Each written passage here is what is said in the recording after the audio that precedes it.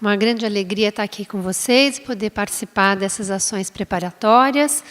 Agradeço ao SESC a indicação do meu nome para estar aqui com vocês nessa manhã. A minha missão hoje é falar sobre a questão da cognição no envelhecimento. Então, eu espero, nos próximos 30 minutos, poder dar uma visão geral das funções cognitivas que mais se alteram ao longo do envelhecimento e destacar, ao final da aula, essa interlocução entre o declínio cognitivo e a questão das quedas, o quanto as funções cognitivas são importantes para a mobilidade.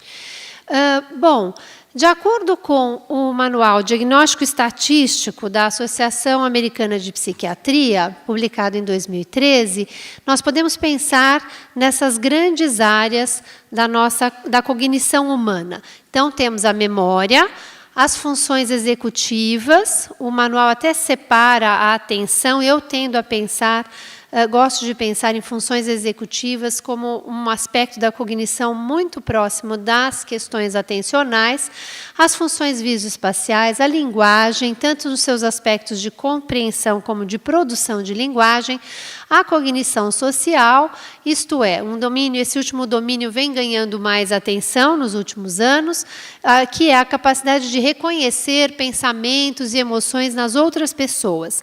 Algumas demências, nós não vamos falar sobre isso hoje, mas têm os seus primeiros sintomas nesta área de cognição social, daí a atenção crescente neste domínio. Eu marquei. Bom, a pergunta é, será que todos esses domínios da cognição declinam no envelhecimento igualmente? Será que todos declinam? Existem trajetórias diferentes, alguns que declinam mais precocemente, mais rapidamente? Como é que é isto? Qual é o cenário da cognição no envelhecimento? E de modo amplo, claro que nós precisaríamos de aulas separadas para nos aprofundarmos em todos esses domínios, mas podemos destacar que a linguagem, então a possibilidade da pessoa idosa usar a sua língua nativa, compreender o que dizem a ela, compreender a semântica, os aspectos semânticos, reconhecer palavras, significados de palavras e produzir linguagem, produzir narrativas, são aspectos bastante preservados ao longo do envelhecimento. A própria cognição social, em idosos que não têm alterações sugestivas de quadros demenciais, tende a ser bastante preservada.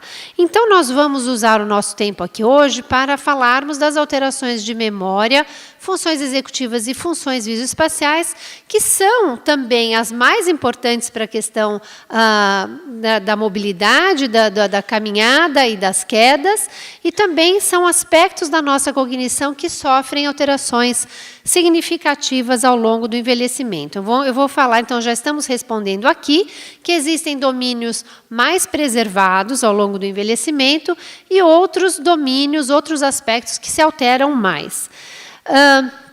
E até dentro de cada domínio existem alterações, existem trajetórias diferenciadas, aspectos que podem sofrer quedas mais significativas do que outras. Nós pensamos na memória hoje como subsistemas, então esse é um exemplo do que eu dizia há pouco. Quando pensamos na memória ao longo do envelhecimento, percebemos que os subsistemas de memória também se alteram de forma diferenciada. Então, hoje, essa é uma classificação bastante comum, podemos pensar na memória de curto prazo, isto é, um processamento mais breve e a informação fica conosco por menos tempo. E hoje temos prestado muita atenção neste subsistema chamado de memória operacional, que é a nossa capacidade de manter informações na mente e, ao mesmo tempo, operar com esses dados. Então, aqui um exemplo. Ao caminhar, ao dirigir um veículo, se você encontra ruas bloqueadas, puxa, você vai ter que raciocinar. Quais ruas estão bloqueadas? Se essas ruas estão bloqueadas, que caminho eu posso fazer? Eu vou pensar no que está bloqueado, eu vou acionar os meus mapas para a cidade e vou tentar bolar uma nova rota. Então, aqui um exemplo de memória operacional. Quando um amigo conta um problema a você e você raciocina sobre os dados que aquela pessoa está te dando e tenta achar uma solução ou dar um conselho, você também está usando a sua memória operacional. Esse é um sistema que sofre alterações precocemente. Ao redor dos 25 anos já são notadas alterações quando pessoas de várias idades são comparadas. Do ponto de vista da memória de longo prazo, que é um processamento que fica conosco, a informação fica conosco por mais tempo, nós temos a memória declarativa, isto é, consciente, eu posso falar sobre o que eu estou aprendendo. Dentro deste subsistema, a memória semântica é bastante preservada. Nós usamos a memória semântica para guardar os nossos conhecimentos sobre o mundo, sobre a nossa língua, como conhecimentos de história e geografia. Por exemplo, esprever é uma palavra em português? Não, esprever não é. Faz parte, esse é um exemplo de uso da memória semântica. E, por outro lado, a memória episódica é um subsistema de longo prazo que sofre uma alteração significativa ao longo do envelhecimento e também começa a declinar ao redor da terceira década de vida. Por exemplo, o que aconteceu na novela ontem, o que eu li no jornal ontem ou na semana passada. Então, um exemplo de memória episódica. Estão grafados em vermelho, então, esses dois subsistemas, porque são sistemas que seguem uma trajetória de declínio que se inicia cedo no ciclo vital. É um declínio lento, mas ele vai sendo observado. A memória não declarativa, que nós chamamos de memória implícita, são processos de memorização que ocorrem sem a nossa consciência, são quase que memorizações automáticas que fazemos. Eu não vou entrar em detalhes, mas são formas de memória que tendem a permanecer inalteradas ou sofrer alterações muito modestas ao longo do envelhecimento. Eu não sei se eu tenho que apontar para cá, para lá. Tem algum segredo, gente? O que você fez, Mônica, para... Eu estou aqui nessa daqui, né? Pronto, consegui. Acho que é para cá que eu tenho que apontar.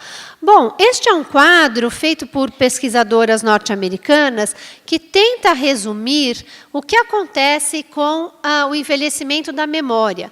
Então, por exemplo, nós temos aqui nessas linhas alaranjadas, amarela e vermelha, aspectos da memória. Vejam que aqui nós estamos comparando, isso é um quadro resumo, mas imagina que este quadro está resumindo dados de várias pesquisas.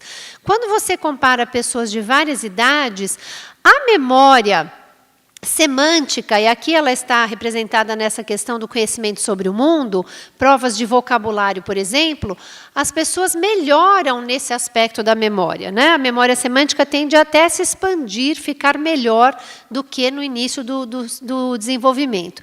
Por outro lado, tarefas de velocidade de processamento, memória operacional, que é essa capacidade de manter dados e operar, e memória episódica, nas linhas azuis, são aspectos da memória que declinam. Vejam, desde a terceira década de vida, vai havendo um pior desempenho. E essas alterações, elas estão relacionadas ao envelhecimento do nosso cérebro. Então, por exemplo, nós podemos ver aqui, imaginando, isso aqui também é um quadro resumo de várias pesquisas, as áreas frontais e temporais mediais, marcadas em vermelho, são regiões onde existe uma associação significativa entre a idade e a espessura cortical. Isto é, quanto maior a idade, menor é a espessura cortical nessas regiões. E são regiões importantes justamente para funções como memória operacional, funções executivas, memória episódica. Aqui nós temos um gráfico indicando o ritmo de atrofia, né, o volume do nosso córtex, que vai, então, ficando, a espessura cortical vai diminuindo, o volume cortical, o volume do próprio cérebro também vai diminuindo, e também o volume do próprio hipocampo, que é uma região bastante importante para a memória episódica, tem um período de estabilidade, a partir dos 60 anos, tende a atrofiar, né? Perder volume. Cada uma dessas bolinhas são pessoas representadas com as suas respectivas medidas. Bom, então vimos que essas duas áreas, a memória operacional e a memória episódica, sofrem alterações precoces ao longo do desenvolvimento. A cognição visoespacial também é uma área bastante importante. Eu estou deixando as funções executivas para o final, para fazer um link com a questão das quedas, né? Mas a cognição, o nosso processamento de dados visuais e espaciais também é uma área bastante importante da nossa cognição e é importante para a nossa relação com o meio externo, né? Envolve captação de dados espaciais e visuais, armazenamento e uso dessas informações visuais espaciais. Então, dando alguns exemplos, esse aspecto da nossa cognição envolve a percepção de formas, de objetos, de cores, confecção de modelos bidimensionais, tridimensionais, o uso de mapas, o estabelecimento de rotas, né? Então, são aspectos importantes aí para a nossa mobilidade. Podemos pensar na nossa cognição visoespacial dentro de uma perspectiva psicométrica, que envolve a manipulação de objetos, e que envolve a percepção espacial, a visualização do espaço e a memória para esses dados que vêm do espaço. E temos também uma outra área dentro da cognição visoespacial, que inclui a navegação, às vezes também chamado de orientação topográfica. Como é que eu me oriento no espaço físico? Como é que eu acho o meu caminho? Como é que eu traço rotas para chegar aonde eu quero? E essa é uma perspectiva mais dinâmica, que envolve a movimentação do nosso corpo no espaço tridimensional. E aqui nós temos que processar informações que não aparecem todas de uma vez. Por exemplo, quando nós caminhamos na Avenida Paulista, numa rua, eu não tenho todos os dados da Avenida Paulista quando eu entro nela.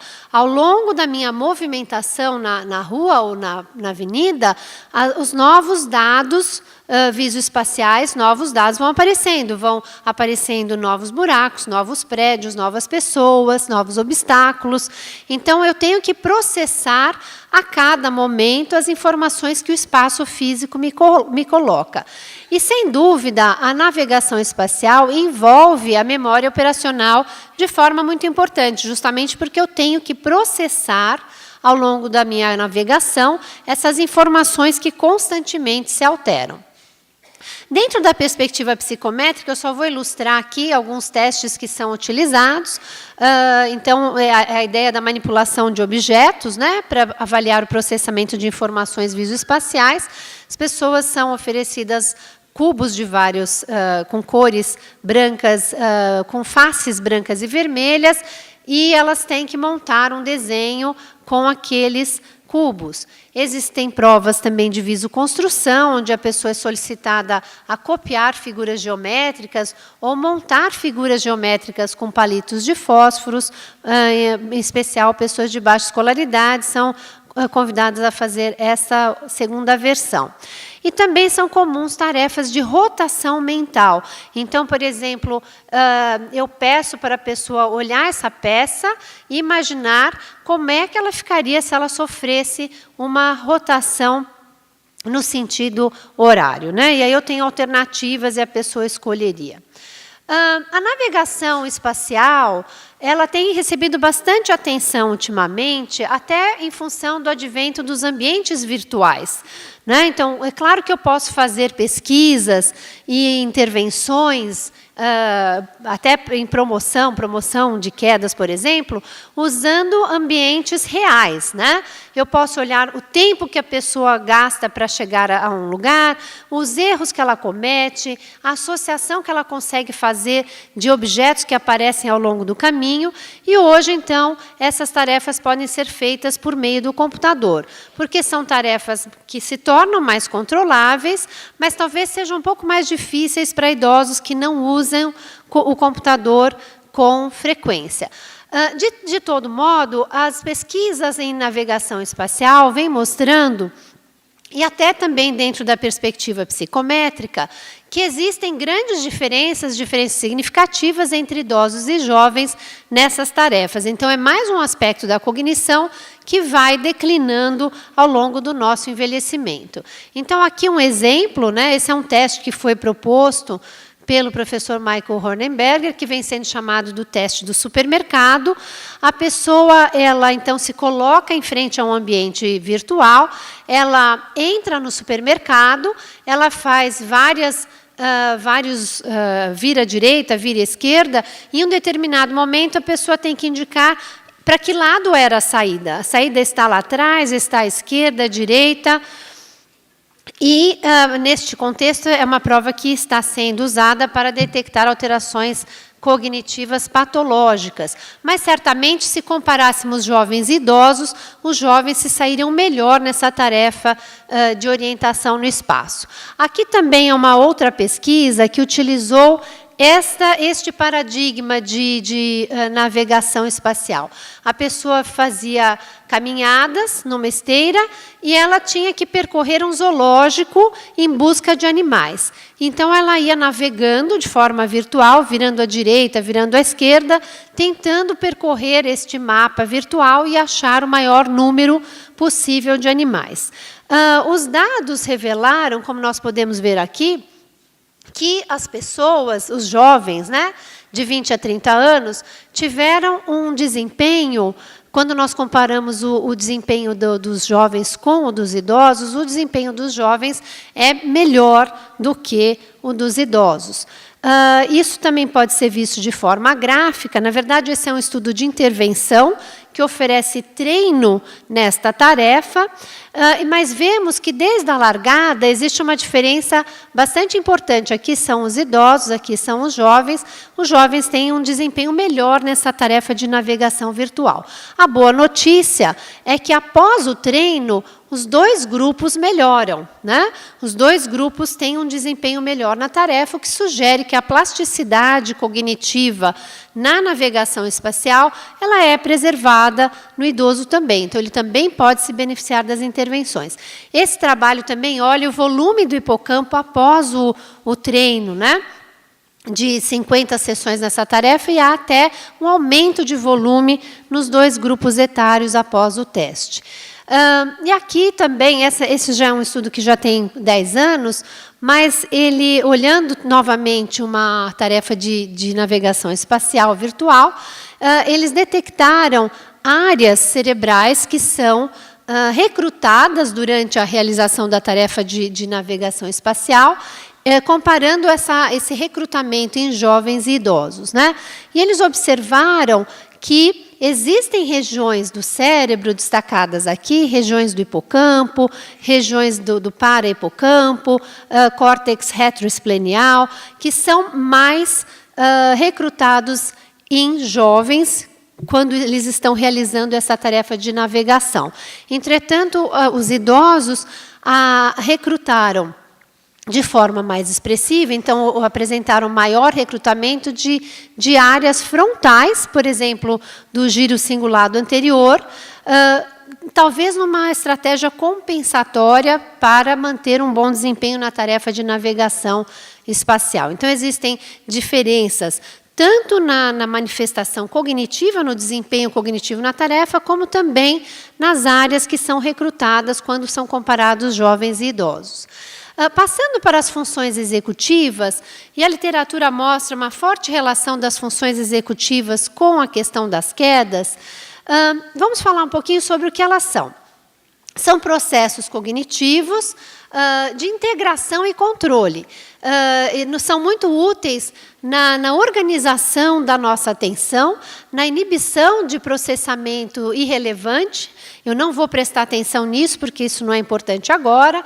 No planejamento das tarefas, no monitoramento, muito importante para julgamentos e decisões. Bom, são atividades cognitivas superiores que ajudam a manter um arranjo mental apropriado para que possamos atingir um determinado objetivo, essencial na regulação do nosso comportamento. Não vou fazer isso agora, vou fazer depois. E no envelhecimento são detectadas também alterações precoces, mesmo em pessoas idosas normais. E como vimos, essas alterações começam cedo, né? Começam lá na terceira década. As funções executivas, nós podemos... Existe um autor, o professor Miyake, que vem subdividindo, vem dividindo as funções executivas em 3 grandes áreas. Então, tenho aqui o termo em inglês, updating, shifting and inhibition, que em português ficam como atualização, alternância e inibição. Vamos falar um pouquinho sobre cada uma desses aspectos do que chamamos hoje de funções executivas. A atualização é uma habilidade, essa habilidade de remover da nossa atenção itens que não são mais relevantes e substituí-los por itens que são relevantes na memória operacional. Que é um aspecto, né, volta à questão da memória operacional, que está também dentro deste conceito de funções executivas. Puxa, é memória ou é funções executivas?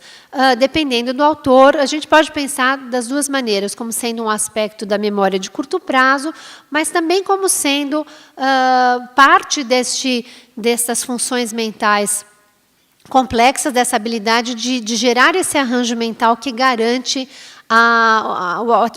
o atingir objetivos, né? Bom, vamos pensar na tarefa do caminhar na Avenida Paulista. Enquanto eu caminho na Avenida Paulista, itens que agora são relevantes, um buraco, pessoas que eu estou cruzando, tem lá um grande vaso, obstáculos. Aqueles itens, eles são importantes enquanto eu estou passando por ali. A partir do momento que eu estou já na outra esquina, aqueles itens da esquina anterior já foram removidos. Então, automaticamente, nós vamos retirando do nosso foco de atenção o que é importante, o que foi importante há 3 segundos atrás, e vamos prestando atenção no que se coloca agora, né? Então, essa habilidade ela é avaliada por tarefas que requerem a manutenção e o processamento simultaneamente. E quando nós caminhamos, nós fazemos isso o tempo inteiro. O tempo inteiro nós estamos deixando de olhar, prestar atenção em buracos, obstáculos, e passamos a observar os novos obstáculos, né?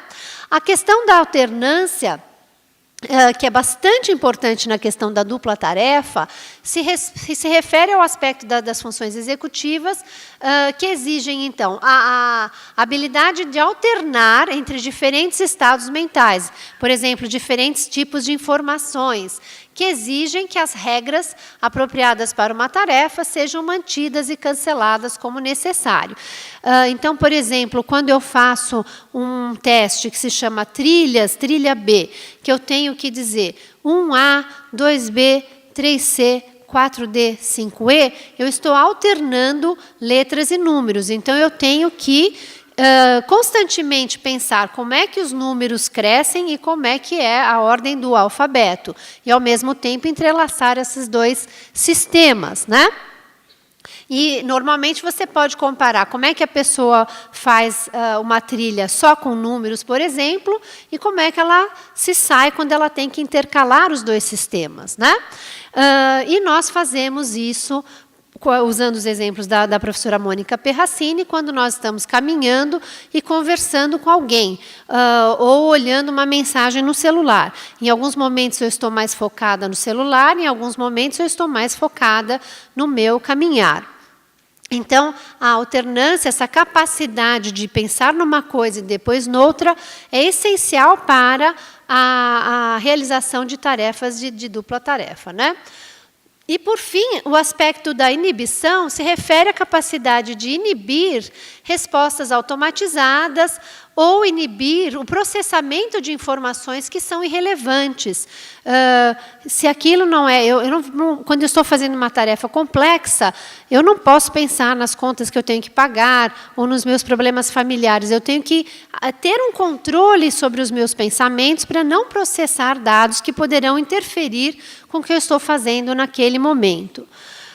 E até a professora Mônica Perracini falou bastante na dupla tarefa, quando eu caminho e eu estou fazendo fisicamente outras coisas, ao celular, ou conversando com alguém, ou mexendo na bolsa.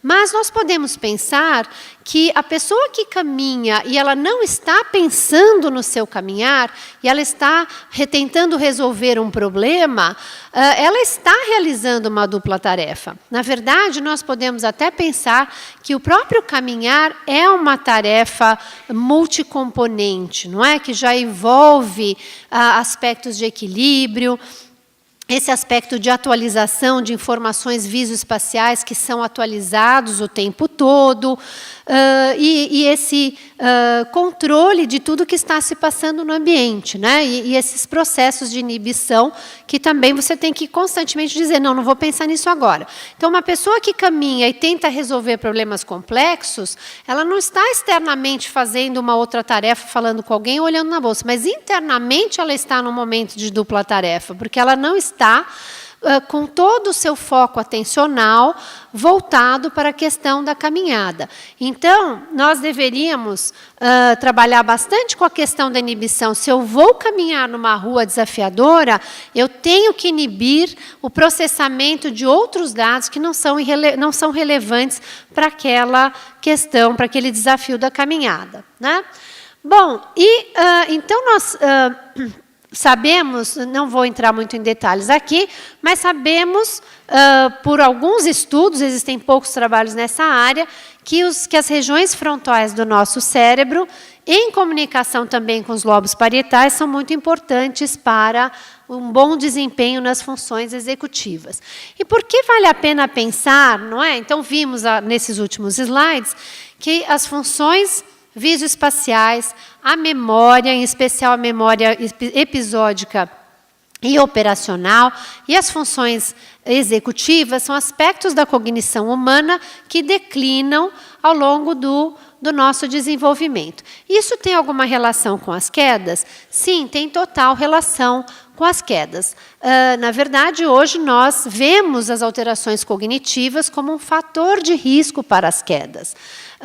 Vocês já conhecem bem, né, as questões dos fatores de risco físicos para as quedas, mas hoje nós sabemos que pessoas que têm alterações cognitivas, mesmo que leves, têm mais chance, o dobro de chance de cair quando elas são comparadas com pessoas que não têm alterações cognitivas.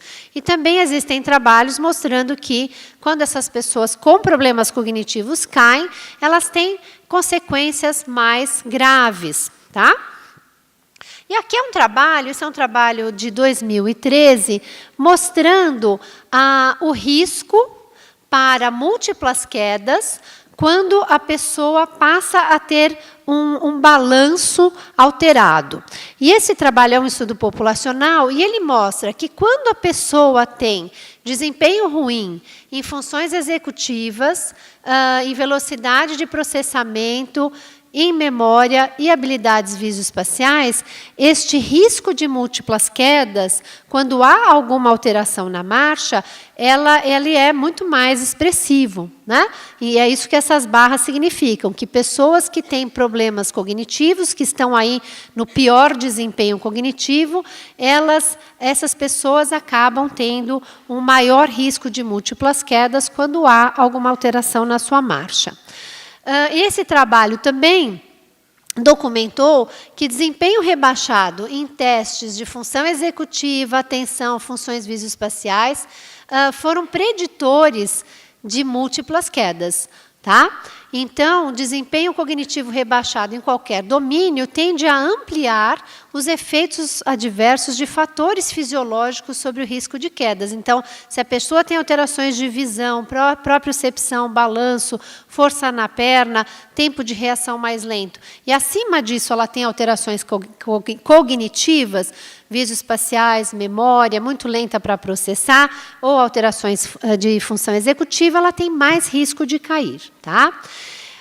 E pode ser que as quedas e as alterações cognitivas compartilhem, é muito provável, faz todo sentido que seja assim, compartilhem mecanismos cerebrais, né? Tenham explicações neurobiológicas semelhantes. Por exemplo, nessa revisão, os autores destacam que alterações na substância branca podem gerar alterações cognitivas e também estar associadas às questões da marcha. Assim, eu acho que, já fechando um pouco a minha aula, quais são as implicações, né, dessa interface entre cognição e quedas, né? Que funções, idosos, quando nós encontramos idosos que têm alterações cognitivas, quando vocês percebem que a pessoa tem dificuldade de memória, tem dificuldade de planejar, de organizar, raciocinar, monitorar as suas ações, dificuldade de atenção, etc., né? Essas pessoas devem ser vistas como pessoas com um risco maior para quedas. E vice-versa, pessoas que caem o tempo todo talvez tenham alterações cognitivas, né? Então, nós temos que caminhar juntos no rastreamento das quedas e das alterações cognitivas, né? E existem testes de rastreio, o mini-exame, o MOCA, existem vários tipos de baterias cognitivas que podem ser usadas por profissionais da saúde. E, sem dúvida, a prevenção de quedas deve incluir as ações voltadas para a saúde do cérebro, né? A prevenção de doenças cerebrovasculares, como nós todos sabemos. E fazendo essa prevenção, nós estaremos prevenindo as duas coisas. Estaremos promovendo melhor mobilidade e também melhor cognição. Achei bastante interessante o tema desse ano, a própria proposta do trabalho com a dupla tarefa é um trabalho que envolve de forma mais objetiva a cognição, né, na prevenção das quedas, porque a partir do trabalho com a dupla tarefa você está estimulando também a cognição além da mobilidade, né, da mobilidade segura. Então, pensamos que a abordagem ideal para a prevenção das quedas deve incluir também a preocupação com as alterações cognitivas. Então, as funções, fechando, as funções cognitivas são essenciais para a mobilidade. O envelhecimento cerebral está associado a alterações fisiológicas que têm implicações tanto para o desempenho cognitivo quanto para as quedas, né? E as nossas ações aí, idealmente, devem ser integradas. Aqui é o meu contato, se alguém quiser a aula também e não tiverem outro meio de acessá-la, fico à disposição para divulgar. Obrigada, gente, pela atenção. Muito bem. A gente tem um tempinho para Obrigado, professora. Nós temos aqui algumas questões. A Bruna, do CRI Norte, pergunta: de que maneira a ansiedade pode interferir no risco de quedas? São perguntas difíceis, né? Mas vamos imaginar a pessoa muito ansiosa tentando resolver os seus problemas ou pensando sobre os seus medos, sobre as suas inquietações. Eu vou voltar ao que eu disse antes. A pessoa que está caminhando e pensando nos seus problemas ou está aflita com alguma coisa, ela está realizando uma dupla tarefa, né? Porque ela não vai pensar no caminhar, nos obstáculos, nos perigos, mas ela vai estar conversando com ela mesma, dialogando com ela mesma, então ela vai estar numa situação de atenção menor para os desafios da caminhada. Era o que me ocorre nesse momento. Ótimo. Mais uma. Que atividades são importantes para trabalhar a melhoria da execução da dupla tarefa? Em qual frequência semanal deve ser realizada? Pergunta difícil também.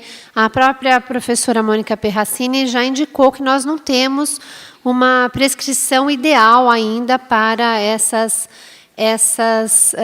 exercícios. Eu acho que, como a dupla tarefa, as nossas duas falas aqui indicam que a dupla tarefa é uma situação de risco, que ela aumenta o risco para as quedas.